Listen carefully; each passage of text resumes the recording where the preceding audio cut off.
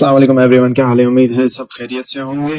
और आज हम बात करेंगे एक अलग से टॉपिक पे। आप सबको पता है कि पाकिस्तान और इंडिया के बीच में एक टेंशन चल रही है, जिसको वजह बनाया गया है वो आपको पता होगा कि इंडिया की कब्जा किए गए कश्मीर में एक जगह है जिसका नाम है पहलगाम। वहाँ एक टूरिस्ट स्पॉट था और वहाँ कुछ टेररिस्ट ने आके जो से सैर सियाह और तफरीह के लोग आए हुए थे, उनमें से तकरीबन अ, अभी तक के जो नंबर्स बताए जा रहे हैं 26 अफराद को कत्ल किया गया है। तो ये एक अफसोसनाक वाकया है और इस तरह के वाकयात से को हम हर तरह से कंडेम करें तो इसका कोई वो नहीं निकलता। तो लेकिन उसके बाद जो एक सिलसिला चल पड़ा है उस उन चीजों का इससे जिस तरीके से कनेक्ट किया जा रहे हैं वो उससे भी ज्यादा अफसोसनाक है। बहुत सारी चीजें हैं उसमें बात करने के लिए बहुत सारी चीजें हैं। हम एक पहले तो जो ये सिलसिला शुरू हुआ उस पे बात करते हैं।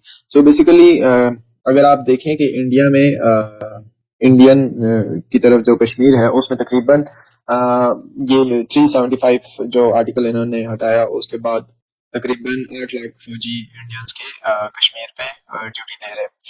इसके अलावा अगर आप देखें तो कुछ अरसे से बहुत ही सफोकेशन है उधर और बहुत सारे मामला खराब है।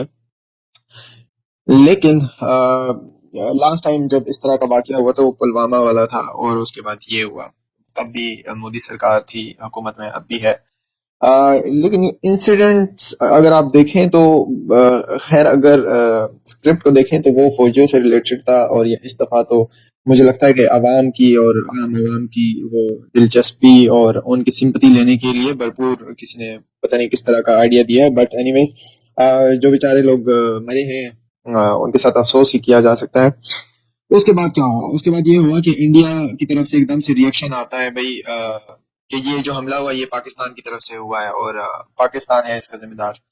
मतलब मुझे एक चीज की समझ नहीं आ रही। लोग कहते हैं कि इंडिया की मीडिया, इंडिया के अवाम और इंडिया के ये इतना ऊपर चला गया, ये इतने पढ़े लिखे हो गए, फलाना गूगल में ये लग गया है, उधर लग गया है, इधर लग गया है। एक जगह हमला होता है दिन में, दोपहर के टाइम, और तकरीबन 2 3 4 घंटों में एक पूरा नैरेटिव, जैसे बना बनाया नैरेटिव हो, वो चलाया जाता है कि ये हमला जो है पाकिस्तान की तरफ से होता है।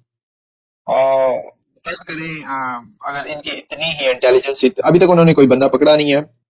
अभी तक कभी उनके पोस्टर्स बनाए जा रहे हैं, कभी उनकी तस्वीरें दी जा रही है, अभी तक कोई पकड़ा नहीं गया और इल्जाम पाकिस्तान पे आ रहा है। अगर इनकी इंटेलिजेंस इतनी ही तेज है कि ये कुछ चंद घंटों में पता लगा सकते हैं कि ये हमला पाकिस्तान ने किया, तो ये इंटेलिजेंस तब कहाँ होती है जब ये हमला होता है और एक ऐसे स्पॉट पे जो सैर सियाह तफरीह का स्पॉट है, हर जगह से लोग आए होते हैं। और वहाँ तकरीबन ये जो वाकया है तकरीबन 25 26 मिनट वो दहशतगर्द वहाँ आए, उन्होंने चुन चुन के लोगों को मारा। और जो इसमें हाईलाइट एक चीज है जो बताई जा रही है कि नेवी का ऑफिसर भी था उसमें। तो अगर मुझे तो इंडियन अवाम पे और उनके, मतलब हम समझते हैं कि वो पढ़े लिखे हैं, उनको कुछ थोड़ा सा ना बियॉन्ड द सर्कल सोचना चाहिए। कि जो उनका मीडिया उनको बता रहा है या जो एक नैरेटिव बिल्ड किया जा रहा है, तो क्या उसके अलावा भी कुछ हो सकता है या नहीं हो सकता। आप ये बताएं कि वो जो नेवी ऑफिसर की मिसेस थी वो उनके किसी वजीर से पूछ रही है कि 2 घंटे तक मेरे हस्बैंड जिंदा थे और तब तक उनको रेस्क्यू नहीं किया गया। तो क्या आपको क्या लगता है, मतलब उनके साथ जुल्म हुआ है, ज्यादती हुई, बट आपको क्या लगता है कि एक नेवी का मतलब ऑफिसर और ऐसी जगह में जिस इलाके में उनके आर्मी के 8 लाख फौज है और इतने वहां के लोगों से बराबर बराबर के हिसाब से फौज है, और उसमें एक इंसिडेंट होता है, इतने लोगों को मारा जाता है और वहां रेस्क्यू करने 2 घंटों तक लोग नहीं पहुंचते, तो आपको लगता नहीं है कि ये जानबूझ के किया गया है। हम इस पे कोई राय नहीं देते, हम भी बाइस्ड नहीं होते, लेकिन कुछ होता है ना, कुछ बातें जो दिमाग में आती है वो सोचने वाली होती है, कुछ बियॉन्ड सर्कल हमें चीजें सोचनी होती है। फिर जो अगर इनकी इंटेलिजेंस इतनी तेज है तो, और इन्होंने 3 घंटों में सारा इल्जाम पाकिस्तान पे लगा लिया और उस पर रिएक्शन भी दे दिया। लेकिन मुझे एक बात समझ नहीं आती, इंडिया को हमेशा बदला लेने का सोच होती है। एक मतलब वो अपने आप को एक तरफ एक बहुत बड़ी इकोनॉमी वाला मुल्क, एक बहुत बड़ा पता नहीं क्या क्या समझते हैं, ठीक है, और छोटे बच्चों की तरह उनको हमेशा से बदला लेना याद आ जाता है। पहले एक एक एक सिविलाइज जो माशरा होता है उसमें पहले लोग देखते हैं कि भाई ये जो हम बात कर रहे हैं इसका कोई तुक बनता भी है कि नहीं देता। अभी तो सोशल मीडिया का दौर है, मीडिया का दौर है। आप इस तरह के बातें करके, हरकतें करके आप अपनी इमेज खराब कर सकते हैं और तो कुछ नहीं कर सकते। हम कुछ कहीं कहीं हमें लगता था कि शायद इंडिया की आवाम या इंडिया के लोग पढ़े लिखे हो गए और उनके इंटेलेक्चुअल लेवल, उनके जो ये एक्सट्रीमिस्ट पॉलिटिक्स है, पॉलिटिशियंस है, उनसे थोड़ी आगे चली गई, क्या वो सोचते हैं। लेकिन कभी कभी जब हम ट्विटर पे बैठते हैं और सोशल मीडिया पे बैठते हैं तो हमें लगता है कि नहीं, ये तो उनके वो पॉलिटिशियन से भी दो हाथ आगे, और वो इस तरीके से वो एक नैरेटिव बिल्ड कर रहे थे जो मतलब इंसान को कुछ अपने हिस्से पे भी सोचना चाहिए। मैं इस चीज में अगर आप देखें, मैं इस चीज में बहुत बड़ा क्रेडिट पाकिस्तान को दूंगा। अगर आप देखें जिस तरह के क्वेश्चन एक पाकिस्तानी अपने एस्टेब्लिशमेंट से करता है, जिस तरह के क्वेश्चन एक पाकिस्तानी अपनी मीडिया से करता है, तो क्या वो इंडिया में पॉसिबल है? वो अपने आप को सेकुलर मुल्क समझते हैं। हम एक अल्हम्दुलिल्लाह एक मजहब के नाम पे बनने वाले मुल्क है, हम सेकुलर नहीं है। बट आप लोग तो अपने आप को दुनिया की बड़ी अच्छी कोई जमहूरी मुल्क समझते हैं और आप अपने आप को बड़ा कोई सेकुलर समझते हैं। तो क्या आपको आपको क्या लगता है कि मतलब ऐसा कैसे हो सकता है कि आप लोग अपने दिमाग को किस दिन यूज करेंगे, या जो आपको मीडिया, आपके कुछ गिने चुने मीडिया वाले हैं उनके एक नैरेटिव बिल्डअप है उस पर बात करेंगे? अब आते हैं जो रिएक्शन है उस पे है। मतलब मुझे तो समझ नहीं आता। वो हमारे एक है पॉलिटिशियन, वो बोलते थे कि एक तो ये पढ़े लिखे नहीं है, दूसरा ये कोशिश भी नहीं कर रहे। इंडस ट्रीटी पे बात कर लेते हैं। अब देखें इंडस ट्रीटी क्या है। वो पाकिस्तान और इंडिया के बीच में एक मुआहदा हुआ 1960s में, जनरल अयूब खान और आपके जवाहरलाल नेहरू जो है, इंडिया के जवाहरलाल नेहरू के बीच में। अब जब एक ट्रीटी होती है ना, उसके मतलब दो आपस के लोग होते हैं और एक या दो या कुछ ज्यादा लोग होते हैं जो वो आपस में एक सुलह, एक मुआहदा कराते हैं। तो जो इंडस ट्रीटी का मुआहदा कराने वाले इंस्टीट्यूशन है, वो वर्ल्ड बैंक है। अब वर्ल्ड बैंक ने अच्छा, फिर इंडस ट्रीटी के कुछ आर्टिकल्स हैं, उसमें ये है कि इस मुआहदे को कोई एक मुल्क नहीं तोड़ सकता। दोनों मुल्क अगर तोड़ना चाहे तो तब टूट सकता है, वरना एक मुल्क नहीं तोड़ सकता। जो मिलिट्री डिप्लोमेट्स है वो उनको हमारे पाकिस्तान के डिप्लोमेट्स को वापस भेज दिया और पाकिस्तान से डिप्लोमेट्स को वापस बुला लिया। ठीक है, हमारे पहले कौन से मिलिट्री या पॉलिटिकल वॉर चल रहा है? क्या पुलवामा वाकये से पहले अगर आप देखें और उसके बाद में कोई जो वो इनको इलेक्शन होने लगा था, क्या अभी आपको कुछ लगता नहीं है कि मोदी साहब बिहार के इलेक्शन जो अभी इसी साल में होने वाला है उसके लिए कोई अवाम का सिंपति लेना चाह रहे हैं? भाई कुछ पॉइंट्स होते हैं ना, हमेशा ऐसा इलेक्शन के करीब ही क्यों होता है? बिहार में इलेक्शन हो रहा है भाई, पाकिस्तान ने हमला कर दिया। उससे पहले पुलवामा के उसमें भी पाकिस्तान ने हमला कर दिया, लेकिन ये इलेक्शन के करीब ही जाके क्यों होता है? दूसरी एक चीज जो है, हमला करने वाले को फायदा क्या होगा? फर्ज करें हम कहें कि पाकिस्तान ने हमला किया, पाकिस्तान के अपने मसाइल कम है भाई। पाकिस्तान के हम मानते हैं कि हमारे फाइनेंशियल क्राइसिस चल रहे हैं, हम उधर आके क्या करेंगे? और हम अगर हम किसी ऐसे अगर पॉलिटिकल उसको मारा होता है जैसे पार्लियामेंट पे आपका हमला हुआ था, अगर हम किसी आपके फौजी उनको तनसीबात पे हमला करते हैं या फौजी पर्सन पे हमला करते हैं, तो फिर भी मतलब थोड़ा स्क्रिप्ट भी ना, स्क्रिप्ट का जो राइटर था वो थोड़ा सा आवाम की सिंपैथी गेन करने के लिए वो कुछ ओवर एक्टिंग की तरफ चल गया। वो मुझे लगता है कि इंडियन मीडिया और इंडिया की हुकूमत की जो स्क्रिप्ट राइटर्स है वो बॉलीवुड से निकलते ही नहीं है। वो उनका जो बॉलीवुड का स्क्रिप्ट है भाई सेम आम जिंदगी में भी यूज करते हैं। भाई अब दुनिया बहुत आगे चल गई, आप भी आगे चले। फिर अब हम आते हैं कि भाई ये हम पाकिस्तान पे पानी बंद कैसे करेंगे? मुझे तो समझ नहीं आ रही। इनके पास टैंकी लगी हुई है तो ये नलका बंद करेंगे, पाकिस्तान का पानी बंद हो जाएगा? क्या इस तरह का पॉसिबल है? पाकिस्तान के पास तीन दरियाएं हैं, इंडिया के पास तीन दरियाएं हैं। पाकिस्तान के पास है रिवर इंडस, झेलम, चनाब।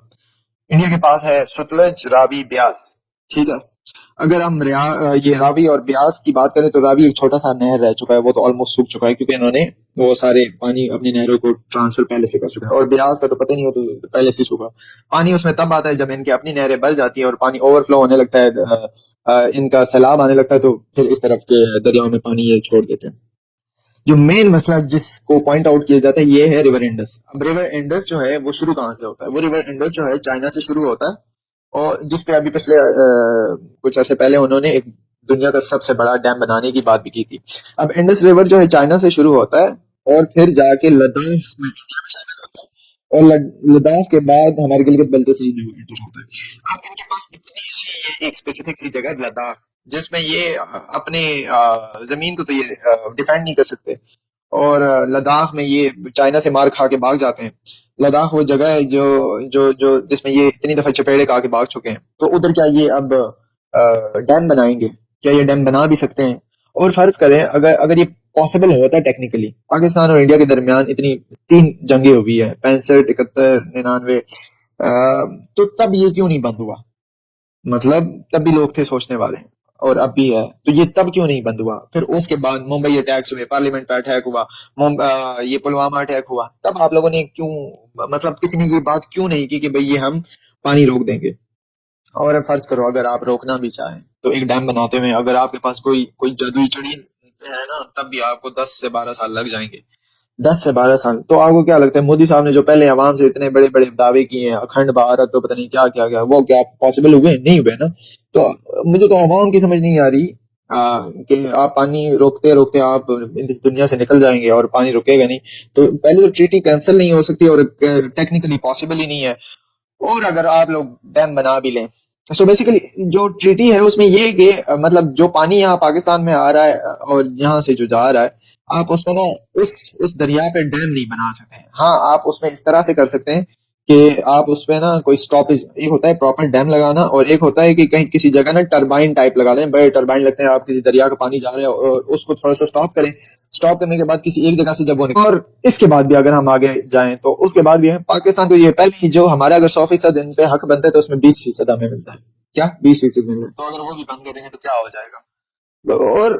और अगर हमारी सोवेरेनिटी पे आए ना, तो वो एक अलग ही टॉपिक पे चला जाएगा। तो मुझे नहीं लगता कि इंडियन अवाम इतने कोई बेवकूफ है या जाहिल है, जिस तरह की वो उनकी ट्वीट्स आ रहे हैं या कुछ और आ रहे हैं। तो ये टेक्निकल वो है, पढ़े लिखे लोगों को देखना चाहिए, पढ़ना चाहिए और समझना चाहिए कि आप लोग एक पॉलिटिशियंस के एक बस आपको ट्रक की बत्ती के पीछे लगा दिया जाए और आप चलते पड़े, तो ऐसे नहीं है। और अगर जो ये मैं बातें कर रहा हूँ आप इसको पढ़ें और अगर आपको लगता है फिर आप अपनी राय दें, आपकी अपनी सोच हो सकती है।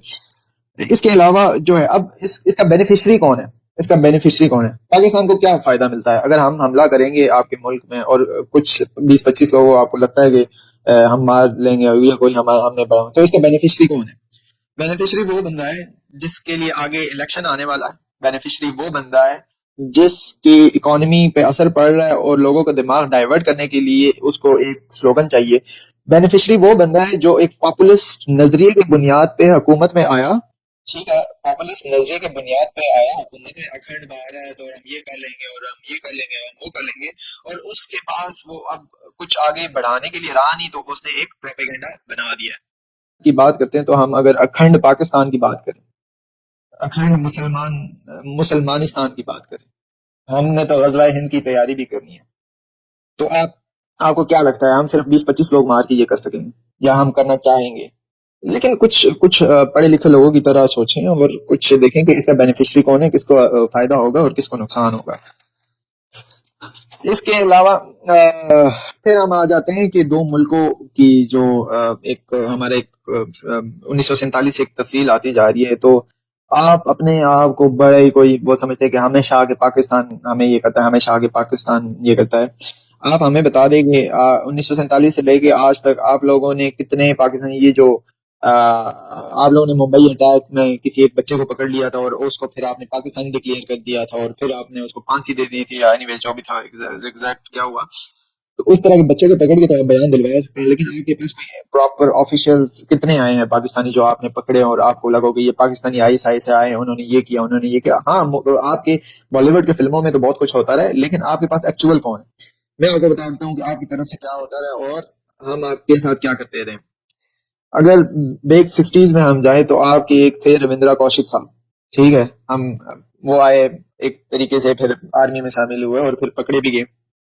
एक आपके अभी कुछ दिनों पहले एक बड़े आपके आए रॉ के एक एजेंट थे, उन्होंने कहूटा पे हमला करने और एक आपके ऑपरेशन के बारे में बताया। तो पाकिस्तान में इतने एक ही दिन में आपके इतने ज्यादा वो एजेंट मारे गए। फिर आपके कुलभूषण यादव, तो जो नेवी के इतने बड़े ऑफिसर है, वो अभी तक हमारी हिरासत में है।